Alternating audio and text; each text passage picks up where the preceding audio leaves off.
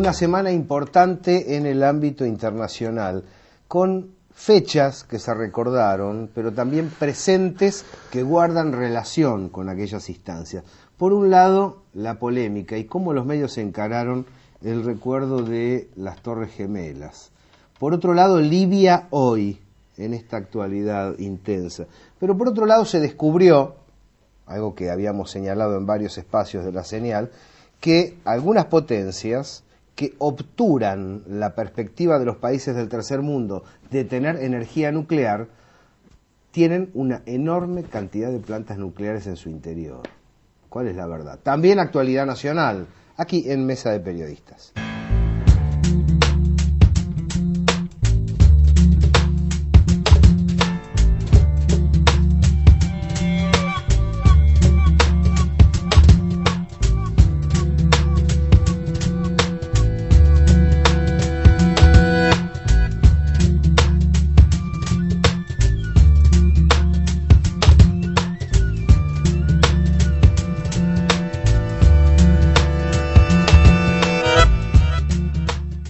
AMEMOP, desde 1935 al servicio del empleo público de la provincia de Buenos Aires y desde 1993 abierta a toda la comunidad. Idoneidad, honestidad, trayectoria, algunos de los motivos por los que AMEMOP es su mutual. AMEMOP, 53 número 767 entre 10 y 11, teléfono 483-9269. AMEMOP. Qué intensidad la que se vive en Libia, ¿no? Durísimo, es una situación increíblemente dura, inesperadamente dura para algunos que no creían en la capacidad de resistencia del pueblo libio y del Ejército Nacional Libio, que es el nombre que hay que darle realmente. Me decías antes de entrar al estudio, los demócratas están cortando cabezas. Los demócratas vienen cortando cabezas negras, vienen haciendo redadas de negros, más allá de cuáles fueran sus apetencias políticas previas. Hemos tenido a principios de esta semana, aparentemente, nada de esto está confirmado, desgraciadamente, vos sabés que hay una gigantesca ola de desinformación, pero ha habido redadas en Trípoli que han encerrado montones de personas en el estadio de Trípoli, no sabemos cuál va a ser. ¿Con qué destino? No lo sabemos, pero solamente por ser negros, inclusive libios negros, no solamente inmigrantes subsaharianos, sino libios negros que también existen. Supongo, Hugo, que una parte de esta ofensiva en Oriente Medio y en distintos lugares de los pueblos árabes guarda relación argumental con aquellos atentados que todavía falta desentrañar. Sí, no se ha avanzado mucho sobre la explicación de por qué se produjeron esos atentados, quién lo produjo. Bueno, se lo atribuyó a Al-Qaeda. Uno no entiende qué es realmente Al-Qaeda. ¿Existe realmente esa organización como tal? ¿Y por qué Al-Qaeda, en eso se lo pregunto a Néstor, por qué apoya a los norteamericanos en Libia? Me interesa la pregunta, yo la complemento. ¿Al-Qaeda está a favor o en contra de Estados Unidos? Claro, la pregunta, ¿no es el principal enemigo de Estados Unidos? No es el principal enemigo de Estados Unidos. ¿Qué es Al-Qaeda? Al-Qaeda es una organización político-militar vinculada directamente a la monarquía saudita. Y por lo tanto tiene sus propios objetivos, tiene como objetivo político implantar regímenes religiosos ultraconservadores sobre la base del wahabismo y el salafismo musulmán, que sería una especie de interpretación equivalente a la de los peores sectores de la Iglesia Católica frente a la realidad social. Semifeudal inclusive. Pero económicamente acuerdan con Estados Unidos. Pero el acuerdo pasa sobre la base de mantener un régimen social retrógrado en los países de las monarquías del Golfo, digamos, y a partir de ahí a llegar a acuerdos económicos con Estados Unidos. Entonces Al-Qaeda, si bien tiene una alianza estratégica a nivel mundial, como la monarquía saudita también la tiene, e incluso esto se ha visto claramente en los servicios prestados por Al-Qaeda inicialmente a los Estados Unidos en Afganistán, en Yugoslavia, donde entrenaron tropas que le permitieron a Estados Unidos, terciar en la guerra civil. A pesar de eso, bueno, tienen sus propias ideas y hay momentos en los cuales puede suceder que el integrismo sea por propia voluntad, sea por inclusive algún tipo de acuerdo tras bambalinas, porque uno nunca sabe con estas organizaciones turbias dónde está el fin de una cuestión y el inicio de la otra. Es todo muy complejo. Entonces, en algún momento bien puede haber sucedido, aunque es cuestionable, y por lo menos la mitad del mundo lo cuestiona, que algún grupo de Al-Qaeda, digamos el grupo liderado específicamente, funcional. Claro, haya sido funcional siguiendo su propia política. En cierto sentido es lo que sucede siempre, por ejemplo, yo recuerdo el caso de la novela Los Centuriones de Lartegui, donde los franceses que estaban combatiendo en el frente contra los argelinos, por ejemplo, criticaban al gobierno central de Francia por haber sido demasiado blando. Bueno, Al-Qaeda de alguna manera se extralimita en la propia línea general de acción, y algún grupo enloquecido puede haber sido también algún componente real de lo que sucedió en Estados Unidos hace 10 años. Ahora, pero hay algo en esto. Sí, te termino de contar porque si no, no se sigue la ilación. Ahora bien, la cabeza declarada de ese grupo ha sido eliminado formalmente. Y las ramas de Al-Qaeda en el norte de África se reivindican frente al antiguo patrón, haciendo de nuevo el viejo laburo que habían hecho antes. Es lo mismo, han vuelto a sus orígenes.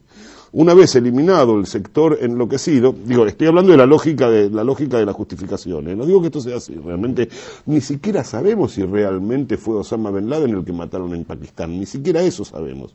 Pero supongamos que fuera así. Si es así, entonces realmente lo que sucede es muy simple. Al-Qaeda se ha limpiado, los Estados Unidos le han hecho el gran favor de sacarle de encima al ala enloquecida y vuelven a cumplir su tarea habitual, que es la misma que cumplieron por otra parte ya uno se olvida, digamos, que cumplieron en Argelia, que cumplieron también en Libia en otro momento. Esto es así de fácil. Sí, tal vez sea bueno remarcar que los regímenes que sirven como propaganda antiárabe a los Estados Unidos, ¿no? Son aquellos autoritarios, absolutamente, claro, islámicos en un sentido retrógrado, con leyes coránicas absolutamente fuera de lugar, con imposiciones para la mujer y para los pibes realmente graves, son los que están alineados con Estados Unidos. Exactamente. No los que están confrontando. Esa es la jugarreta. En líneas generales, hoy sonaba en el bar, antes de ingresar la palabra laica, en líneas generales, Irán, Libia, Irak, han sido naciones que, dato más, dato menos, con todas las objeciones que merezcan, Siria. Han tenido universidades abiertas, claro, han tenido estudio, educación claro, pública gratuita, un mejor nivel de ingreso y presencia de otras colectividades religiosas con cierta libertad adentro. Hay historias bastante claras sobre la comunidad judía en Teherán, ¿no? Claro. Bueno, todo esto no se dice, y lo curioso es que los aliados que sirven a Estados Unidos como propaganda sobre el autoritarismo árabe son aquellos que cooperan con la política del norte dentro de Oriente Medio. Absolutamente, porque por ejemplo lo que vos hablaste de los judíos de Teherán, es muy significativo que exista realmente en Teherán una importante comunidad judía. Sí. Es verdad, se podría aducir, cuando llegó el régimen de Khomeini al poder, la mitad de la comunidad judía de Teherán se retiró de Teherán, pero los que se retiraron eran los judíos no iraníes que estaban ahí.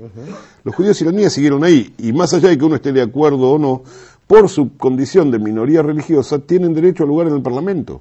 O sea, a mí me parece que es discutible esto de tener un Estado confesional, claro, eso pero en tanto judíos tienen derecho a una presencia parlamentaria que realmente ejercen. Los Emiratos Árabes Unidos, claro, Arabia Saudita, Kuwait... Bueno, el caso de Bahrein. En el caso de Bahrein, fíjate lo que sucede. Perdóname que te interrumpa porque es un ejemplo exacto de lo que vos decís. En Bahrein, la inmensa mayoría de la población es chiita. Por una historia, digamos, porque los ingleses usaron a los iraníes para sacar de ahí a los portugueses hace muchos siglos, y después sacaron a los persas, pero eso es otra historia. Ahora, cuando sacan a los persas, meten como emir de Bahrein a un integrante de la rama sunita de las monarquías del Golfo Pérsico.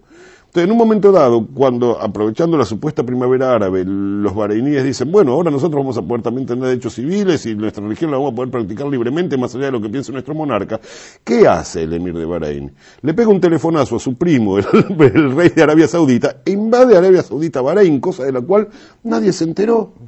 Hubo una invasión con abrogación de soberanía a pedido del propio monarca. Imagínate lo que es eso, sí, ¿no? Tengo la sensación que lo que está ocurriendo en Libia, orientame, vos conocés es algo parecido a lo que pasó en Kuwait, ¿no? Se trabaja con salteadores del desierto, con bandas de mercenarios desde el imperio. El imperio impone una monarquía. Esa monarquía en realidad tiene antecedentes familiares como ladrones, pero no como monarcas árabes o gente del culto islámico que merezca gobernar una nación. A decir verdad, los estás elogiando al tratarlos de salteadores. Es la banda de Al-Sabah, básicamente, que es la que campeó en esa zona, que después recupera legítimamente Saddam Hussein y parece que fue una invasión, ¿no? Claro, es presentada como una invasión ante el mundo. Presenta como una invasión. Todo esto yo creo que no se informa de esto, Hugo, Claro, ¿no? pero a mí algo no me cierra, o por lo menos a simple vista no parece en un hilo que permita dilucidar cómo se maneja esto. Arabia Saudita es un alfil de Estados Unidos ahí en el Medio Oriente. Si Arabia Saudita es el que sostiene a Al Qaeda, cuando se produce el atentado a las Torres Gemelas, ¿cómo Estados Unidos no aprieta los testículos del rey saudí? Voy a contestarte con una frase de Goethe que a Marx le gustaba mucho: gris es toda teoría y verde el árbol infinito de la vida. Los movimientos tienen vida propia.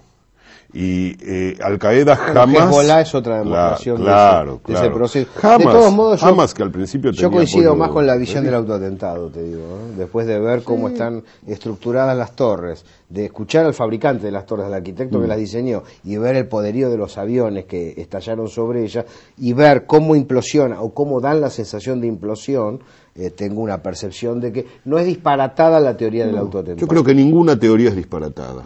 Creo que es posible el autoatentado, creo que es posible que haya sido realmente un atentado de una rama enloquecida de Al Qaeda, pero creo que la verdadera lectura de lo que sucedió ahí se debe hacer sobre la base de lo que sucedió a posteriori. Es un poco... ¿Para qué? ¿Para qué? O sea, ¿qué es lo que terminó pasando? O sea, ¿cuál es el sentido histórico del atentado?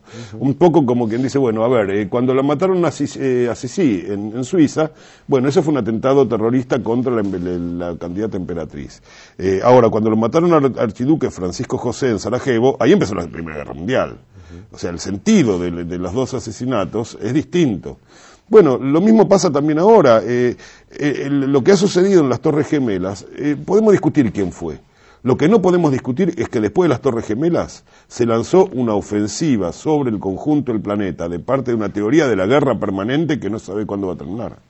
Sí, las consecuencias están clarísimas y indudablemente el tema del autoatentado es una teoría muy seductora, pero tiene tantas pros y contras como cualquiera de las otras, me parece, Gabriel. Por ejemplo, alguna de las figuras importantes norteamericanas no suscribe el tema del autoatentado, ni Petra, ni el lingüista que ahora se me fue el nombre. Chomsky, nunca les he escuchado decir ir por el camino del autoatentado, por ejemplo, ¿no? Sí, se te podría retrucar a eso, y que conste que yo no tengo una opinión firme en ese sentido, creo, insisto, mi opinión es que es como el incendio del Reichstag. Si participaron las SA o no participaron las SA, no interesa. Lo que digamos. sí es que ha sido funcional a los intereses del Estado norteamericano. Pero aún así, eso está claro. aún así, yo creo que uno de los problemas que tiene la teoría del autoatentado para el pueblo norteamericano es que si el pueblo norteamericano percibe y se hace carne en el pueblo norteamericano o en cualquier norteamericano promedio, inclusive progresista, que esto es mi gobierno, bueno, eso implica una conmoción brutal en la conciencia de los estadounidenses. Bueno, pero ya pasó, por lo menos, ¿en cuántos casos? Tenés el propio estallido del barco del Marne en Cuba, del Maine, en 1898. Que es la primera vez, claro, la primera vez que hay una guerra mediática. Una guerra mediática. Pearl Harbor, que aparentemente sabían el bombardeo y pusieron los barcos viejos, que sería, de pronto, la teoría del más que del autoatentado, podría ser esta. Se sabía efectivamente que el atentado se dejó hacer. Y se dejó hacer. Y después está lo de Vietnam, el Golfo de Tonkin. El Golfo de Tonkin, que... No, sí, es muy probable. Es decir, como Estados Unidos es a diferencia de los países de Europa Occidental, en la conciencia de los estadounidenses está la idea de que el suyo es un país que no es imperialista, que no es explotador, que no roba a otros pueblos y que no invade y que no tiene colonias. Por lo tanto, para poder lanzar una guerra colonial, para explotar, robar y saquear, hay que ser hostigado. Hay que ser hostigado. Hay que responder a un ataque, e indudablemente esta idea del terrorista es magnífica. Es importante plantear eso, más allá de la certeza sobre... Efectivamente, la moral promedio del gobierno norteamericano, de los conductores del Estado norteamericano, es una moral promedio que escandalizaría a aquellos que se consideran malos en el orden planetario. Claro, ¿no? exactamente. Es decir, cuando Kissinger en un teléfono dice 9.000 personas, mátenla, es grave, lo hizo sobre argentinos, no es tan distinto a la actitud que han tenido represivamente durante el macartismo sobre su propio pueblo. Son capaces de hacerlo. Yo no quiero ser demasiado duro sobre alguna de las creencias del pueblo norteamericano, porque seguramente si uno estuviera viviendo fuera norteamericano y viviera en la capital del imperio, es posible que buena parte del mundo ignorara por esa característica imperial, pero que el 70-80% de la población norteamericana crea en el diablo, por ejemplo. Sí, físicamente. Sí, claro, físicamente en el diablo. Y no son hinchas independientes. o el hecho de que buena parte de la población norteamericana actual crea que efectivamente Irak tenía bombas de destrucción masiva. Bueno, eso produce un desconcierto muy grande, ¿no? En el medio de las comunicaciones y todo eso. Y yo creo que forma parte de las características del habitante del imperio. Es importante creer que tienen armas de destrucción masiva. Por 2 plantas nucleares se acorraló a Irán. A la Argentina se le prohibió durante largo tiempo Carmen, por ejemplo, llevar adelante sus proyectos. Se descubrió esta semana, algo que habíamos planteado, que Francia tiene 60 plantas nucleares en su interior. Por algún motivo, el resto de la humanidad debe confiar en que el uso es pacífico de los países centrales de las plantas nucleares, mientras que naturalmente sí lo desarrolla otro tipo de instancia humana, más vinculada al sur, y bueno, es peligrosísimo. La garantía de ¿Quién sabe qué van a hacer con eso? No, la garantía de que Francia tiene una decisión pacífica es que Francia dispone de bombas atómicas y hasta ahora no las usó. Fantástico. Es una garantía total. El tema de las centrales nucleares, también sería interesante analizar esa situación, ¿no? Porque por un lado la característica misma. La característica misma. Yo siempre he pensado, ¿qué pasaría en la Argentina si pasara algún problema serio a 80 kilómetros de la capital, donde está, ¿no? Y además que cualquier consecuencia de eso arrasa con la parte más fértil de la Argentina. En realidad yo creo que hay menos riesgo de lo que se dice, que es una energía limpia y que no es una energía contaminante. Y en el caso particular de Atucha es un reactor inherentemente seguro. Pero esto bueno, se puede explicar, es una polémica que a uno lo ha llevado a ser crucificado por los amigos ecologistas. Que son tan ecologistas que uno le da cosa porque lo acorralan. Vamos a una pausa aquí en Mesa de Periodistas y nos reencontramos con este debate y con otros que ya involucran el ámbito nacional.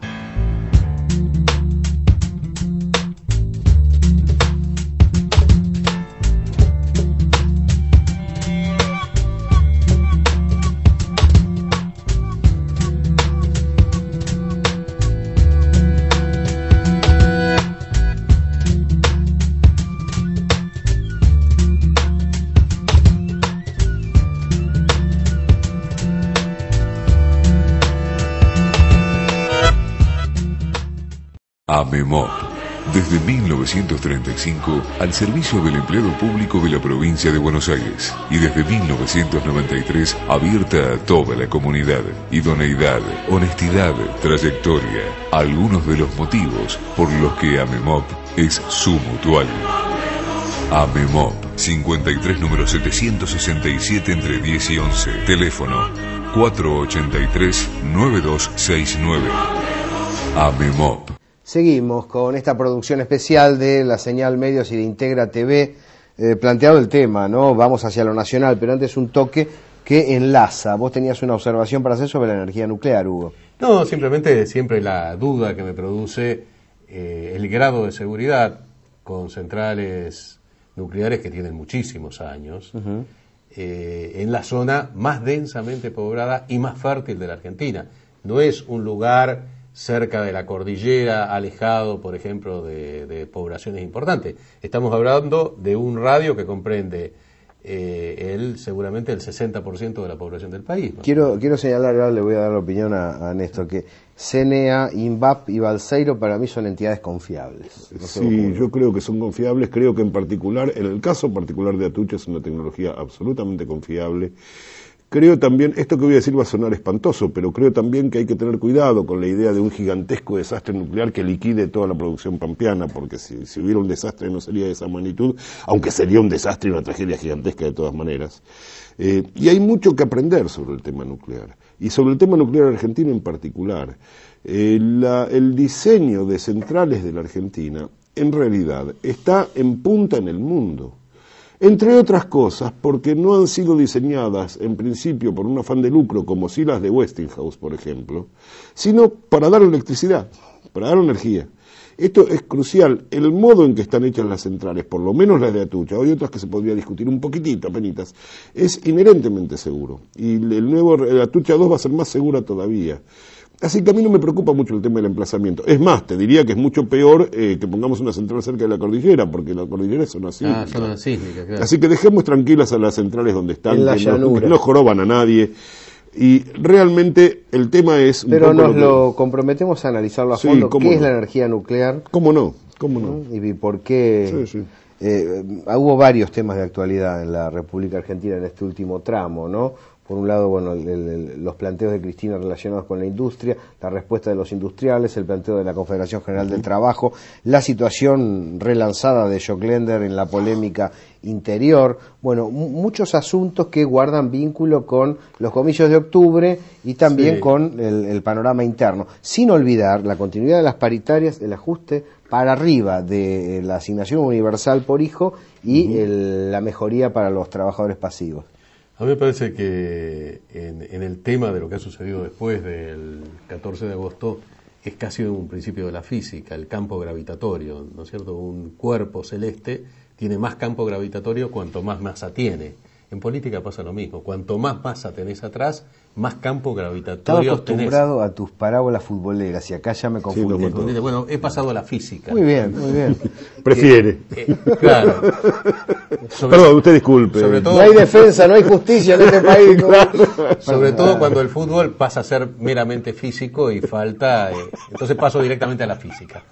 Y entonces necesitas campo gravitatorio, Sí. cuanto más masa tenés atrás, más campo gravitatorio. Y esto ha quedado demostrado después del 50-24%, en donde sectores que habían sido Ciertos. críticos ahora son atraídos. Y al revés, los que pierden masa empiezan a disminuir su campo gravitatorio y empiezan a diluirse, empiezan a desintegrarse. Es Caso un- Duhalde, caso Alfonsín, Es un caso de galaxias en colisión. y el caso más notable, No, parece que se chocan los planetas. y el caso A eso realmente quería que llegar. es un choque de planeta realmente A ver. esto, es cuando Elisa Carrió vuelve de México y dice que está feliz por haber sacado el 3% de los votos y va camino al 0 y pico de los votos, ¿no? Sigue su rumbo impertérrita.